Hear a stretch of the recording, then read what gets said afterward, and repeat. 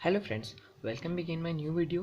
तो आज इस वीडियो में हम क्लास 12th के 7th चैप्टर इवोल्यूशन को एक्सप्लेन करने वाले हैं और इम्पॉर्टेंट टॉपिक्स को स्पॉट करने वाले हैं। तो सबसे पहले इसमें इम्पॉर्टेंट टॉपिक्स जो हैं वो है सबसे पहला बिग बैंग थ्योरी, जिसमें बताया था कि एक स्मॉल सा एटम था जो कि ब्लास्ट होके यूनिवर्स बना और उसमें स्मॉल स्मॉल प्लैनेट्स हुए। और दूसरा है केमिकल इवोल्यूशन, जो कि मिलर एक्सपेरिमेंट के द्वारा प्रूफ किया गया था। इन्होंने इसमें क्या किया था, he created electrical discharge in a close flask containing, मतलब इलेक्ट्रिक डिस्चार्ज किया था क्लोज फ्लास्क में, जिसमें था CH4H2NH3 गैस थी और वाटर वेपर्स। टेम्परेचर लिया था इन्होंने 800 degree Celsius. He observe formation of amino acid, तो उन्होंने फॉर्मेशन देखा कि फॉर्म हो रहा है लास्ट में अमीनो एसिड। और जो बाकी साइंटिस्ट थे similarly experiment other observe formation of sugar, मतलब और उन्होंने देखा sugar, nitrogen base, pigments and fats as a by products. तो ये first topic big bang theory, दूसरा टॉपिक ये मिलर एक्सपेरिमेंट। तीसरा टॉपिक है, इसका ये डायग्राम कभी कभी पूछ लेते हैं, और इन्होंने केमिकल इवोल्यूशन और बायोजेनेसिस को लीड किया था, जो कि मैंने कोने पे यहाँ पे नोट डाउन कर रखा है। इन दोनों को इसने इंट्रोड्यूस किया था। उसके बाद आता है डार्विन थ्योरी।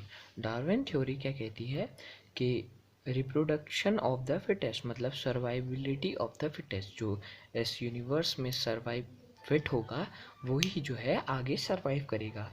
जैसे कि एक एग्जांपल दिया था नेचुरल सिलेक्शन थ्योरी के बेसिस पे कि जो जिराफ थे पहले शॉर्ट आउट हाइटेड होते थे, परंतु जब ट्रीज़ की हाइट लंबी होनी शुरू हो गई और ग्रास फ्लोर की जो है ख़त्म होने लग गई, तो उन्होंने अपने नेक को पुल किया, खींचा, जिससे कि उनकी नेक लंबी हो गई और उन्होंने अपने आप को मॉडिफाई किया according to the nature.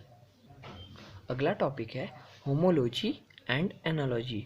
Homology और एनालॉजी को सिंपल सा एक्सप्लेन करने के लिए ये बताया गया है कि होमोलॉजी मतलब हम, होमोलॉजी मतलब हम मतलब इंसान और मैमल्स में क्या होता है कि जैसे ये इंसान का हाथ है, ये चीता का हाथ है, ये व्हेल का हाथ है, ये बैट का हाथ है, तो आप देख रहे होंगे कि ये ह्यूमेरस ह्यूमेरस ह्यूमेरस ह्यूमेरस और रेडियस अल्ना और ये यहाँ पर की जो बोन्स रहती हैं वो सेम रहे हैं, पर मेटाटार्सल्स टार्सल्स जो होती हैं, हाथ की तो टार्सल्स होती हैं, पैरों की मेटाटार्सल्स होती हैं, तो वो सब सेम है, मतलब स्ट्रक्चर जो है वो सेम है लेकिन वर्किंग डिफरेंट है। जैसे कि मैन का हाथ जो है वो डिफरेंट वर्किंग पर्पस पे काम आता है, व्हेल का हाथ स्विम करने के काम आता है, बैट का हाथ उड़ने के काम आता है। तो मतलब स्ट्रक्चर सेम है लेकिन वर्किंग डिफरेंट है होमोलॉजी में। तो एक पेज ले लीजिए और उसमें लिख दीजिए होमोलॉजी और स्ट्रक्चर, ऐसे स्मॉल स्मॉल नोट्स बनाए, मतलब same structure and different function ऐसे करके बता सकते हैं।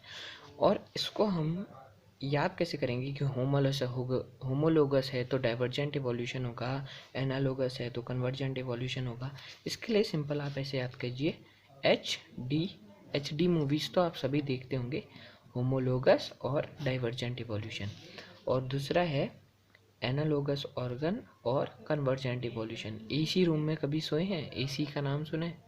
अल्टरनेटिंग करंट हो गया, एसी करंट कहते हैं। और एसी मतलब जो कूलर होता है उसके तरीके से आप इसको याद कर सकते हैं, और इसके एग्जांपल्स पूछे जाते हैं, बोगनवेलिया, कुकुरबिटा, ऐसे स्ट्रक्चर के हिसाब से। ये जैसे कन्वर्जेंट एवोल्यूशन का एग्जांपल है, और ऐसे ही होमोलोगस एग्जांपल का भी पूछ सकते हैं।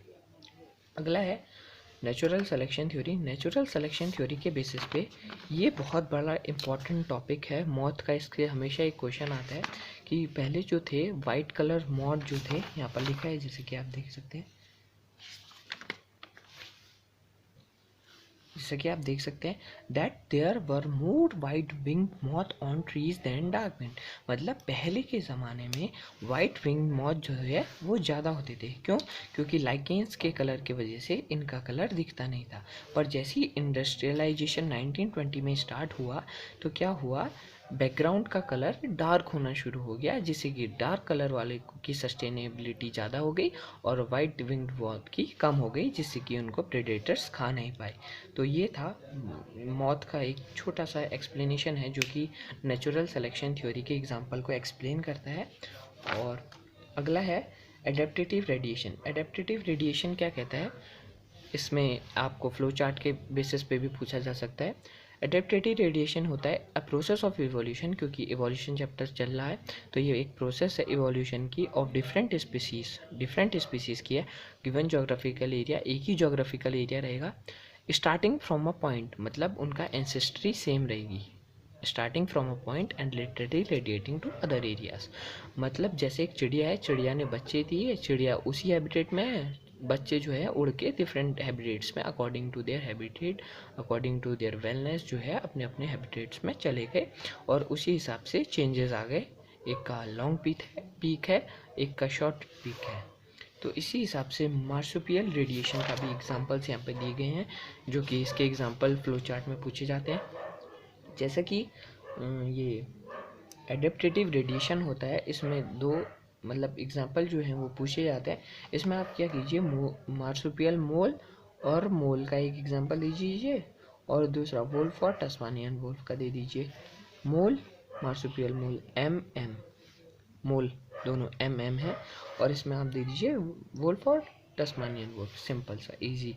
और ये पैरेलल इवोल्यूशन कभी कभी पूछा जाता है, वही है कि एंसेस्ट्री सेम है और डिफरेंट जगह पे जो है वो इवोल्यूशन लीड कर रहा है। अगला है साल्टेशन। साल्टेशन एक स्मॉल एक नंबर का कभी पूछा जाता है। Single step large mutation is known as saltation. ये एक बहुत इम्पोर्टेंट टॉपिक है। तो फ्रेंड्स, जैसे कि अगला टॉपिक है हार्डी-विंगबर्ग प्रिंसिपल। ये एक बहुत इम्पॉर्टेंट प्रिंसिपल और कोई एग्ज़ाम में पूछे जाने वाला एक टॉपिक है, जिसमें कि एक इक्वेशन बनाई थी। हार्डी और विनबर्ग दो साइंटिस्ट थे, उन्होंने बनाई थी p square plus q square plus 2pq equals to 1। ये है p and q are frequency of different allele के बेस पे फ्रीक्वेंसी दे रखी है पी और क्यू के बेसिस पे, और इक्वेशन को प्रूव किया है। इसमें ये बताते हैं कि डिस्टर्बेंस जो क्रिएट होगा अगर ये इक्वेशन में, तो जो है इवोल्यूशन को लीड करेगा। और इसी के बेसिस पे इन्होंने 3 ग्राफ प्लॉट किए थे, स्टेबलाइजिंग, डायरेक्शनल और डिस्ट्रप्टिव। जिसमें फर्स्ट है स्टेबलाइजिंग, मतलब इसमें नैरोअर पीक होगी। दूसरे वाले में डायरेक्शनल होगी, मतलब एरो से आप इंडिकेट करेंगे। तीसरे वाले में से डिस्ट्रप्टिव, मतलब 2 पीक्स बनेंगे। अगला है ये मोस्ट इम्पॉर्टेंट टॉपिक है। इसमें आपको ब्रेन का साइज़ कभी कभी पूछा जाता है, जिसमें कि आपको इसको याद करने के लिए मैं आपको एक शॉर्टेस्ट ट्रिक बताता हूँ।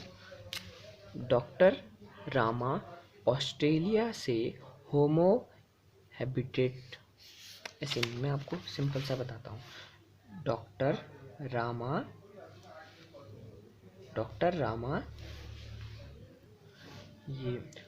रामा ऑस्ट्रेलिया से होमो हैबिटेट में आए और होम में जाके इरेक्ट हो गए और होमो सैपियंस में बदल गए और फिर होमो सैपियंस में बदल गए।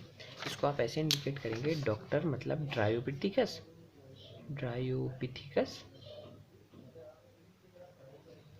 ऐसे मैं शॉर्टेस्ट में बता रहा हूँ, आप देख लीजिए।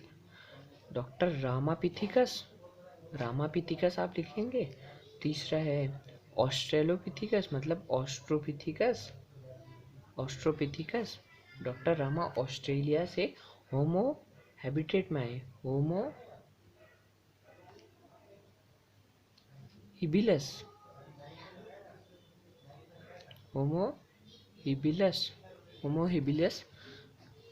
फिर अगला है होमो हैबिटेट आए और होम में जाके इरेक्ट हो गए, होमो इरेक्टस। फिर आए होम में जाके इरेक्ट हो गए और होमो सैपियंस में बदल गए, होमो सैपियंस में बदल गए, फिर होमो सैपियंस सैपियंस में बदल गए। ऐसे करके आप इसकी एक सीक्वेंस याद कर लेंगे और उसके बाद इसका ब्रेन के साइज़ के हिसाब से 900, 1400, 1000 ऐसे करके MYA का मतलब होता है मिलियन ईयर अगो, मतलब about 15 million year ago primates called Dryopithecus. इसमें क्वेश्चन पूछा जाता है name the primate lived about 15 million year ago. ऐसे करके आपसे क्वेश्चन पूछे जा सकते हैं। तो फ्रेंड्स, जैसे कि आप देख सकते हैं कि हमारा चैप्टर 10 मिनट में लगभग कंप्लीट हो चुका है और एकदम शॉर्टेस्ट ट्रिक है। और अगर आपको मेरी वीडियो पसंद आई तो वीडियो को लाइक करें, चैनल को सब्सक्राइब करें और बेल आइकन को ज़रूर दबाएं ताकि मेरे अगले वीडियोस जो मैं ऐसे शॉर्टेस्ट वीडियोस अपलोड करूँगा वो आपको जल्दी मिल सके। Thank you.